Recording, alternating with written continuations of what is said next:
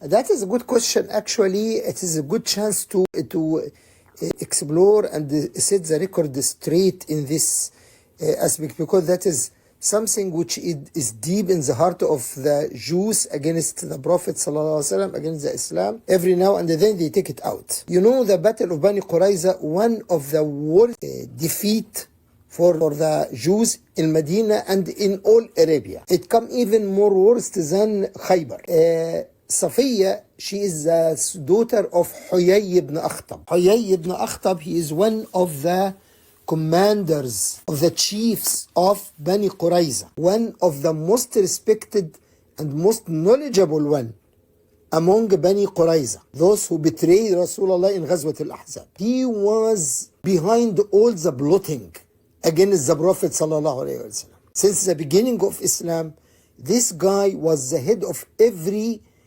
plot and conspiracy happened against the Prophet and against the Muslims.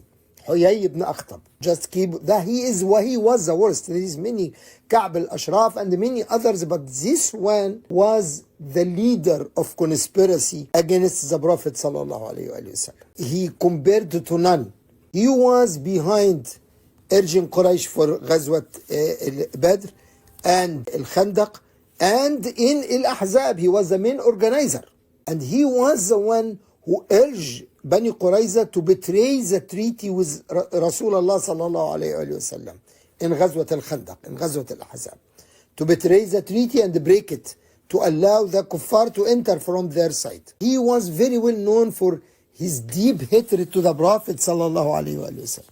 And even when later when Bani Qurayza surrendered to the Prophet and Sa'd ibn Mu'az judged them to be for all the adult men to be killed and all females and children to take in captivity, to be slaves for the Muslims. So all of these adults sentenced to death, and who beheaded them? He was Amir al-Mu'mineen alayhi salam and Zubair ibn al-Awwam. And when they brought Huyayy ibn Akhtab for the death sentence to be carried out against him, the Rasulullah sallallahu alaihi wasallam told him, oh the enemy of Allah, ya adu Allah, did you see what Allah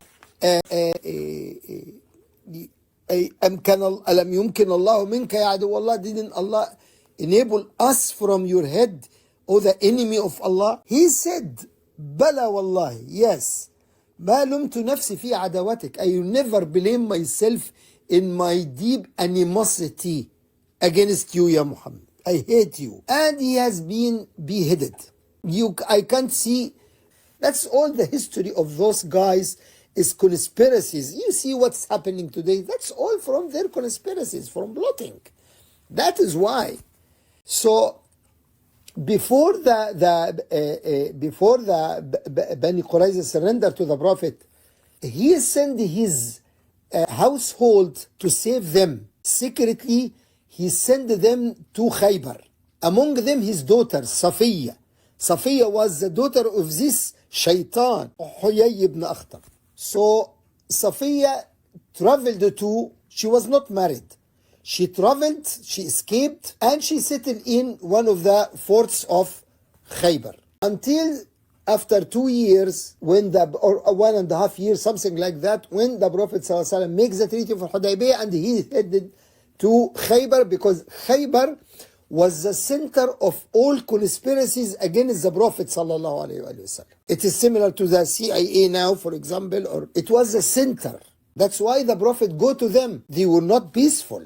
They led all the conspiracies against the Prophet ﷺ. While they were there waiting for the first they are in Medina waiting for the immigration of the seal of the Prophet. See, that is a science. They are waiting. But when the signs come, they become the first one to realize the sign. And then they went to Khaybar. Why? Because they knew that in Khaybar, the successor of the seal of the Prophet, the seal of Awsiya, he will make a miracle over there. So they were there to witness the miracle of the seal of the Awsiya. And when the miracle happened between their eyes by Imam Ali alayhi salam, they were the first one to be light. That's why it is not good idea always to say, oh, we are waiting the signs. You never know. You never know. Maybe when the signs come, you will be the first one to belie these signs. Just raise your hand to Allah subhanahu wa ta'ala and say, Ya Allah, make me from the followers of Imam al-Zaman when he come, regardless of any signs. When Imam al-Zaman come, just open my heart for him. And you will never achieve that except through taqwa and iman and yaqeen and all of that. Now when the Prophet sallallahu alayhi wa sallam, the battle of Khaybar started, Safiya with his cousin were in one of these castles or forts. And when the Prophet sallallahu alayhi wa sallam, when she was in there, she married. They forced her to marry one of the Jews. I think I didn't remember the name. I think his name is ibn Abi al-Haqiq. Kinana ibn Abi al-Haqiq. He's a Jew. He married her short time before the arrival of the Prophet sallallahu alaihi wasallam. And she narrated that she saw a dream that as a moon came from Al-Madinah. That's her dream. Until this moon fall in my lap. Then she told that to her husband, Kinana ibn Abi al-Haqiq. She told him that, so he gave her a slash on her face. He became very annoyed. So when that fort fell down and all the females and the children taken the rules of the war at that time, and the rule of wars in Islam too, that this female, Nisa was Zarari, the females and the children, they will be captive immediately. They are not free women anymore. That is the rules. And Islam come to these rules and apply it as a punishment to stop, to put an end to the fight, especially if those are aggressors. Islam does not come and attack them while they didn't do anything. No. So they fall in captivity, the women and the children of this fort, and many others in Khaybar. One of them was Safiya. So all the people, and because she was the daughter of one of their the biggest of their leader, all Muslims, their eyes were in Safiya. Everyone wanted Safiya to be his slave, because she becomes a slave now. She is not a free woman. Keep that in mind. That is the issue. She becomes a slave. And the rule of a slave in Islam, if she has been captive and put in slavery, when you take her, she becomes milkul yamin. She is your possession. She is your slave girl. What is the rule of slave girls? The rule that slave girls, if she get on slavery after her husband has been killed, there is no iddah for her. There is no 3 months and 10. No, she just wait to get her next period, menstrual cycle. When she get her first one, this means that she is not pregnant. Then she become halal for the owner of her. That is the rule of slaves. The free woman, no. If her husband died or killed, she has to stay 3 months and 10. Iddah. Right? So Safiya was a slave. Each one of the Muslim want to her for himself. But when the Prophet sallallahu alaihi wasallam, they want to her not just because she was pretty or not, I don't know, but because of the owner. She is the daughter of Huyayy ibn Akhtab, the chief of all Israelis, Bani Israel in Arabia. So it became an honor, and you know Arab look for honor before anything. So each one of them, and they talk to the Prophet. So when the Prophet ﷺ passed to her, he get out his cloak, his rida, his aba'a, and throw it on her. And that is a sign for all others that the Prophet want this slave.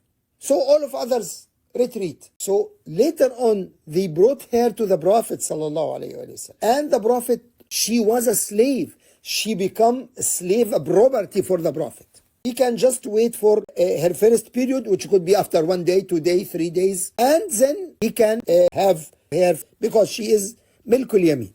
Then the Prophet ﷺ, because he knew she was the daughter of one of the leader, and the many marriages of the Prophet ﷺ, it was not because of or because of love to marry more women. No, most of it was for political reasons, to build alliance with tribes, to try to resolve animosities between tribes. So because she is the daughter of Huyayy ibn Akhtab, definitely for Bani Israel, it is better for them to be a slave for the Prophet than to be a slave for any regular Muslim. That is why the Prophet took her. So this will be more calming to the hearts of Bani Israel. Not only that, the Prophet ﷺ, when he talked to her, he told her, Ya Safiya, if now you are a slave, if you believe in Allah subhanahu wa ta'ala and accept Islam, I will free you and marry you. And your freedom will be your dowry. Your freedom will be your dowry. If you want. If you didn't want to stay on the religion, it's okay. It's لا إكراه في الدين. It is okay. But you will be my slave. So what you choose? She immediately answered, no, Ya Rasulullah, Allah opened my heart long time to Islam. And I believe to Allah and I bear witness that Ashhadu an la ilaha illallah wa ashhadu anna Muhammadan Rasulullah. And that you are Rasulullah. Then the Prophet free her and marry her. But here is the point. She was a slave. So she was allowed to Rasulullah sallallahu alaihi wasallam. So the rule for her is not like for a free woman, because she already was a slave for the Prophet. So she didn't have to follow the rule of staying 3 months and 10 days. There is no iddah for her, except just to be free with one cycle. One ministerial cycle come to her, and that's it. So that is the rule applied to her. So the Prophet free her and marry her on the same time. But the rules of her is not the rules of free woman. Yes, she become free woman after the Prophet married her. So there is no iddah here. That is the shubha they are trying to raise. Of course, her husband has been killed while he is fighting Muslim, defending the fort. And her father has been executed with Bani Qurayza. And she became the wife of the Prophet sallallahu alaihi wasallam. He stayed 3 days before he entered. Maybe that's why he was waiting for her to clear from her cycle or something like that. And then he married her on the way between Khaybar and Al-Madinah. And she became one of his wives, and actually she was one of the best of his wives. She was good. She was not in a good relationship with Aisha and at all. They were very upset when they knew that the Prophet married her, because she know that she was like a daughter of a king or chief of his Jews. She was higher than them according to the rule of Jahiliyyah. And it looks like she was more acceptable than them, has more akhlaq than them. That's why they were always jealous from her. Always. They jealous from Safiya and from Salam. They were very upset. And she was not in good term with them at all. And she became one of the wives of the Prophet. Actually, when the Prophet, in the night of the wedding, it was in the desert, Abu Ayyub al-Ansari was sitting outside the tent carrying his sword all night. When the Prophet wake up in the morning, he saw him. He told him, Ya Abu Ayyub, why you did that? He told him, Ya Rasulullah, I fear. I didn't know what this lady at the end, she was a Jew, and her father has been killed, and I killed her husband, and her brothers has been killed. I fear that she maybe betray you and try to kill you. And the non-Shia, when they claim that, there is a Jew woman put a poison for the Prophet, that all was a revenge for what has happened for Bani Qurayza and in Khaybar. But the Prophet told them, don't worry. She became a Muslim, and she وَحَسُنَ إِسْلَامَهَا, and her Islam is very good. She is not betraying or deceiving me at all.